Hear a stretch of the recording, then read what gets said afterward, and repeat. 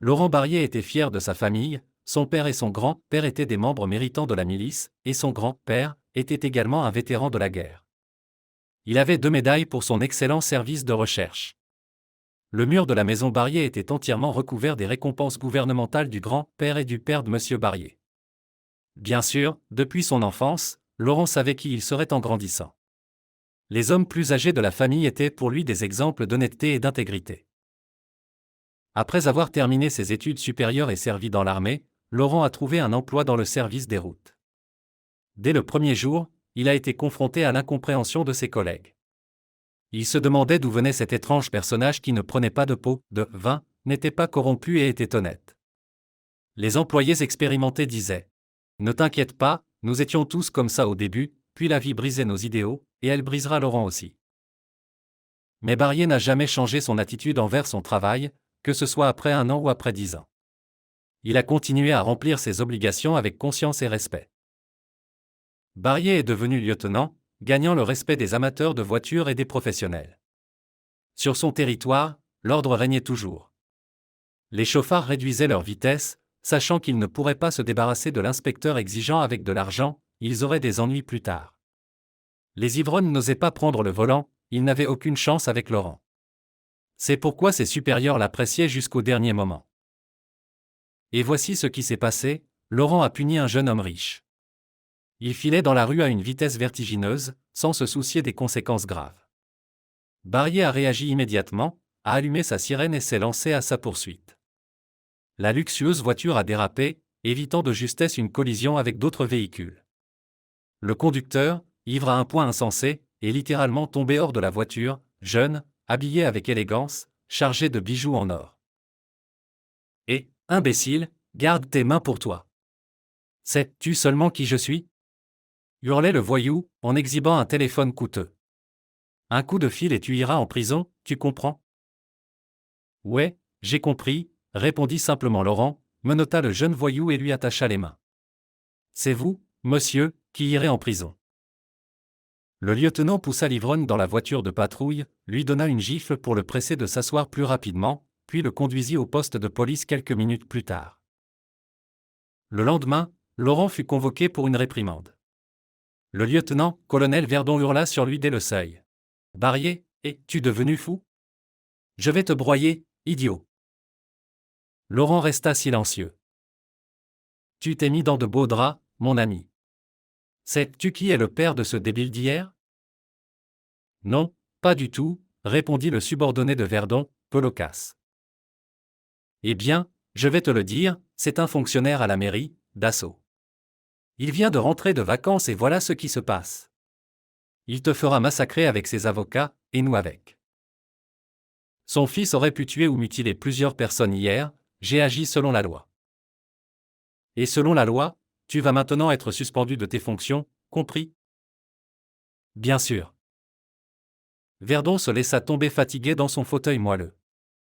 Il ne voulait pas perdre son confortable siège qu'il avait occupé depuis longtemps. Voici ce qui va se passer, Barrier, tu devras passer 1 an ou 2 dans un endroit tranquille, et ensuite, espérons-le, tout se calmera et tu pourras revenir. Après tout, je me souviens de tes mérites et de ceux de ton père.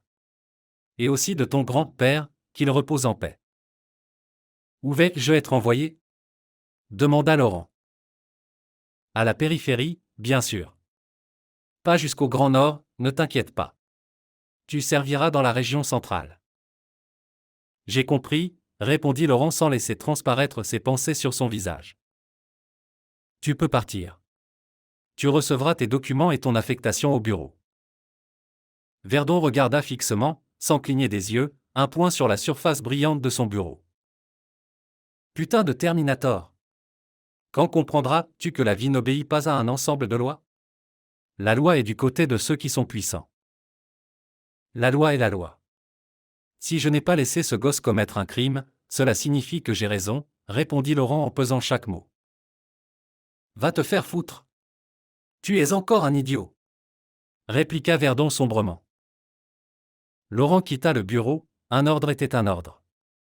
Après tout, il avait donné une gifle à ce jeune homme hier, des actes illégaux. Et peut-être l'avait-il arrêté à tort ? Non, ce n'était pas vrai.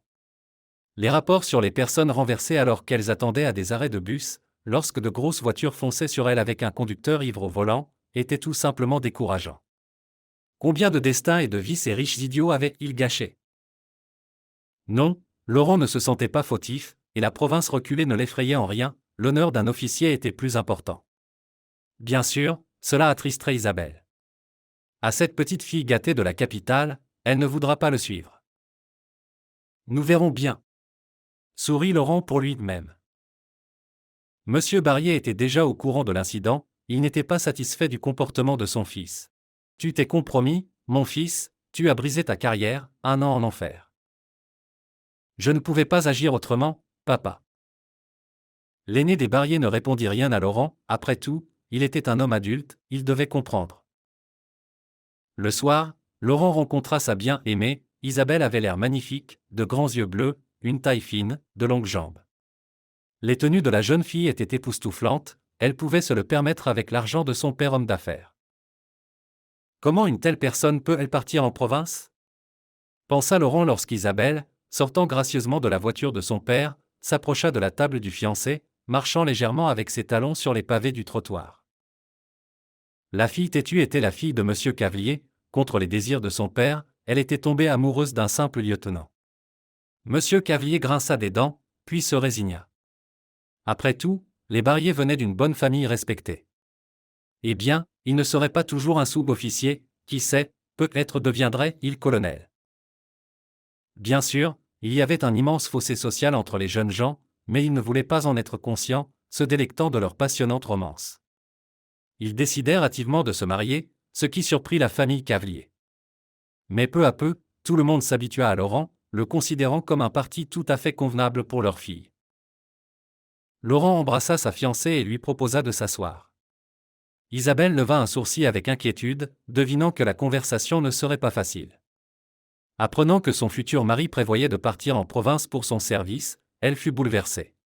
« Et tu viendras me rendre visite les week-ends, mon amour » demanda la jeune fille.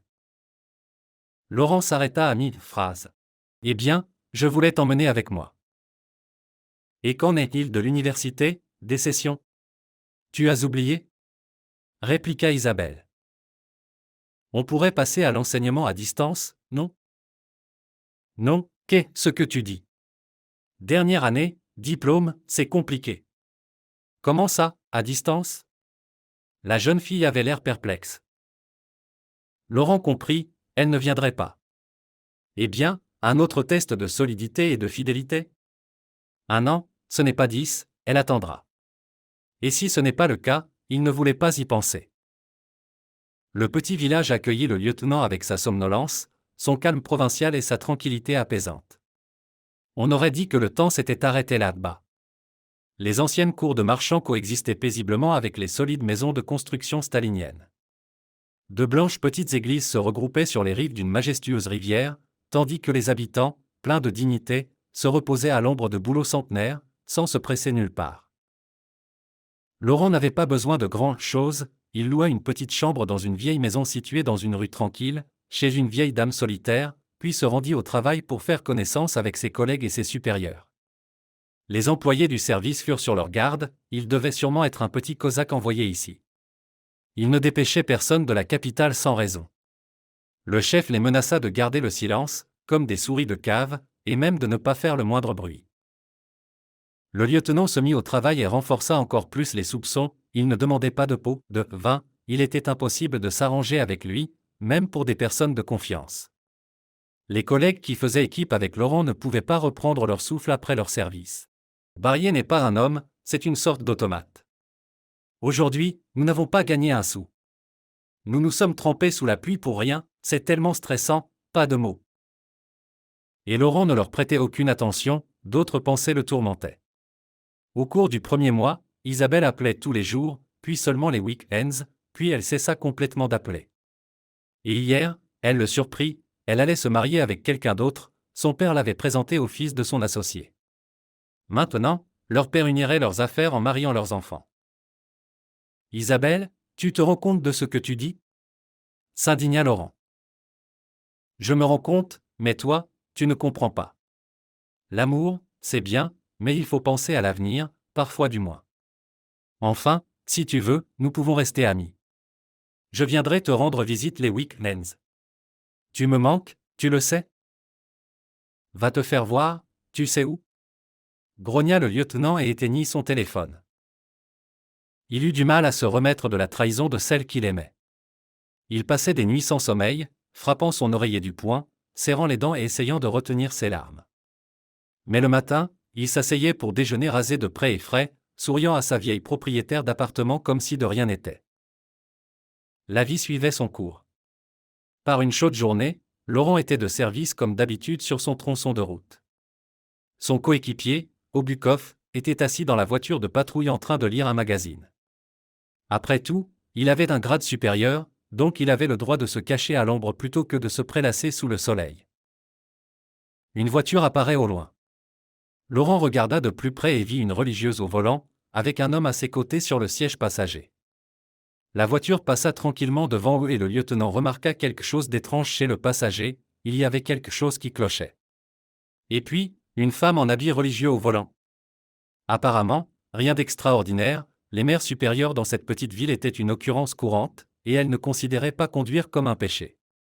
Peut-être avait-elle décidé de donner un lift à un voyageur? Non, son instinct lui suggérait fermement que Barrier devait se méfier de l'invraisemblable, de l'incongruité de la situation. Le visage du passager avait des traits caractéristiques que l'on rencontre souvent de l'autre côté des barreaux. Et la religieuse était tendue, agrippée au volant, avec des yeux effrayés. Avait-elle peur de conduire? Alors pourquoi avait-elle pris un passager? Laurent agita sa baguette, ordonnant à la voiture de s'arrêter. La femme appuya docilement sur le frein.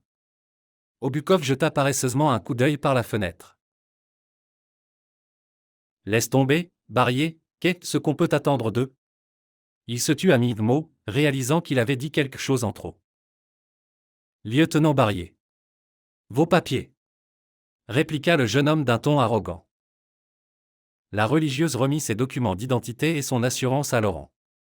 C'était une femme très jeune et charmante qui se comportait nerveusement, le regard suppliant vers Laurent. Je vous demande de sortir du véhicule. Barrier sentit que quelque chose n'allait pas. Il y avait une menace émanant du passager de la religieuse. La femme sauta habilement hors de la voiture et cria. Aidez-moi. C'est un criminel. Laurent se précipita vers l'homme, mais celui-ci réagit instantanément à l'attaque. Il sortit un couteau avec une poignée en caractéristique, du genre fabriqué par les prisonniers dans les camps. Laurent tenta de se saisir de son arme, mais il n'eut pas le temps de tirer, sa chemise uniforme se teinta de sang. Le criminel sauta de la voiture et se précipita vers la lisière de la forêt. Le lieutenant dégaina son pistolet et commença à tirer, perdant progressivement conscience et faiblissant, manquant sa cible. Obukov ne se démonta pas, il lança une alerte par radio, signalant l'attaque contre leurs collègues. Laurent se réveilla à l'hôpital. En face de son lit d'hôpital, un homme corpulent en blouse blanche était assis. « Alors, mon héros, comment te sens-tu » Le gros homme éclata joyeusement de rire. « Ça va » répondit tranquillement Barrier. « Tu vas vivre, je te le promets. Ils t'ont emmené à temps. Félicitations, maintenant tu as tant de frères de sang, presque toute la compagnie se précipitait pour donner leur sang pour toi. Sois fier. » Rit le joyeux médecin. Puis, je laissais entrer des visiteurs? Va-t-y, acquiesça le lieutenant. Des gars se précipitèrent dans la chambre, des collègues de la caserne. Le chef serra la main de Laurent. Eh bien, Laurent, félicitations. Tu es proposé pour une récompense pour ton acte héroïque. Tu n'y vois pas d'inconvénient si des journalistes viennent te voir demain, ils veulent tourner un reportage sur toi? Je n'y vois pas d'inconvénient, sourit Barrier. Le criminel a été attrapé? Bien sûr. Il s'est avéré être un récidiviste en fuite. Il essayait de se faufiler vers ses complices pour obtenir de nouveaux papiers. Et il a forcé son ex-femme à prendre le volant, en plus de lui faire enfiler une robe de religieuse. La pauvre était terrifiée, il ne l'aurait pas laissée en vie, il l'aurait jetée du pont et voilà. Et toi, bravo, tu as le flair nécessaire. Les gars serraient la main de Laurent avec respect et le félicitaient pour sa récompense, puis le chef regarda mystérieusement le garçon et dit, « Il y a une belle femme qui veut te voir, tu acceptes ?» Bien sûr, J'accepte, répondit Barrier à contre-séhure, il ne voulait pas du tout voir Isabelle. Mais ce n'était pas l'ancienne fiancée qui entra dans la chambre, mais cette même femme, la religieuse. Les collègues, se lançant des regards complices, se retirèrent discrètement. Bonjour, la religieuse s'assit timidement sur le bord de la chaise. Je vous ai apporté des cadeaux, des pommes du verger, du fromage blanc fait maison. Merci. Comment vous appelez-vous ? Laurent regardait la visiteuse avec intérêt, elle était de petite taille et gracieuse. Pour une raison quelconque, il avait envie de toucher les cheveux clairs de la femme. Céline. Je m'inquiétais tellement pour vous. Céline n'avait pas de chance avec les hommes, elle avait divorcé de son premier mari, ne lui pardonnant pas son infidélité. Et puis le diable l'avait poussée à entrer en contact avec ce détenu, le prisonnier lui écrivait des lettres si émouvantes. Et Céline les lisait avec ravissement, sans savoir que les détenus étaient tout simplement des experts en matière de poésie amoureuse. Elle voulait se marier dans l'espoir d'une vie tranquille. Quelle idiote! Le détenu s'appelait Olivier. Après sa libération, il vécut 1 an avec Céline, puis retourna en prison. Céline en fut même soulagée, après 1 an de vie de famille, Olivier avait révélé sa véritable nature, décourageant définitivement toute femme d'avoir affaire à de pauvres prisonniers. Céline n'écrivit même pas de lettre, décidant de demander le divorce à distance. Mais un jour, Olivier fit irruption dans sa petite maison. « Je me suis échappé. J'aurais envie de te tuer, mais pour l'instant j'ai besoin de toi. » Le détenu obligea la femme à se déguiser en religieuse pour éviter tout soupçon. Qui oserait poser des questions à une nonne ? Il fallut sortir la voiture du hangar, héritage paternel, et se rendre dans une région voisine. J'avais déjà perdu tout espoir, et puis vous avez arrêté la voiture. Merci à vous. Céline éclata en larmes, en embrassant Laurent. L'histoire de l'exploit du courageux lieutenant se répandit largement. Le père de Laurent était aux anges. Mon sang! Mon fils! Le lieutenant, colonel Verdon invita le lieutenant à revenir dans la capitale, mais Laurent ne revint pas, il resta définitivement dans la petite ville. Il aimait tellement cet endroit, calme, propre et beau. Et surtout, sa bien-aimée ne voulait pas partir, la maison, le jardin et l'exploitation. Le lieutenant était absolument d'accord avec sa chère Céline, il n'y avait rien à faire dans la grande ville, quand il était si bon de respirer au bord de la grande rivière, entouré de bouleaux centenaires, dans une maison confortable avec une amie douce et tendre.